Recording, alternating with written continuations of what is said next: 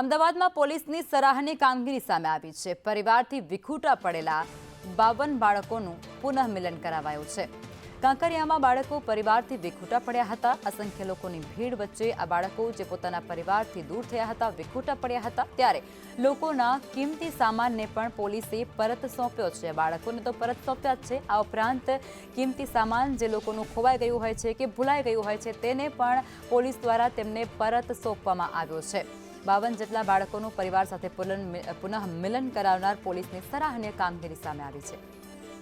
સંવાદદાતા જિગ્નેશ અમારી સાથે જોડાયા છે। જિગ્નેશ, અમદાવાદ પોલીસની સરાહનીય કામગીરી સામે આવી છે, શું કહેશો?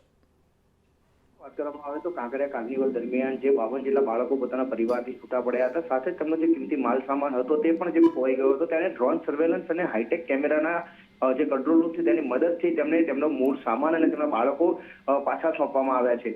જે ટેકનિકલ ટીમની જે મદદ હતી તેના પરિવારથી જે 52 જેટલા બાળકો હતા કે જે પરિવારથી વિખૂટા પડ્યા હતા, તેમનો ફોટો જે છે તે કેમેરાની મદદથી તેમને શોધી અને તેમને એક જગ્યા પર સ્પોટ કરવામાં આવ્યા અને ત્યારબાદ તેમના પરિવારને તે અંગે જાણ કરવામાં આવી હતી। પોલીસે આ બાળકો તેમના જે પરિવાર છે તેમને સોંપ્યા હતા। સાથે જ મોબાઈલ અને કિંમતી સામાનમાં પર્સ અને જે અન્ય દાગીના હતા જે મળી આવ્યા હતા તે પણ પોલીસે તેમના મૂળ માલિકને પરત સોંપ્યા છે। જી, આભાર જિગ્નેશ।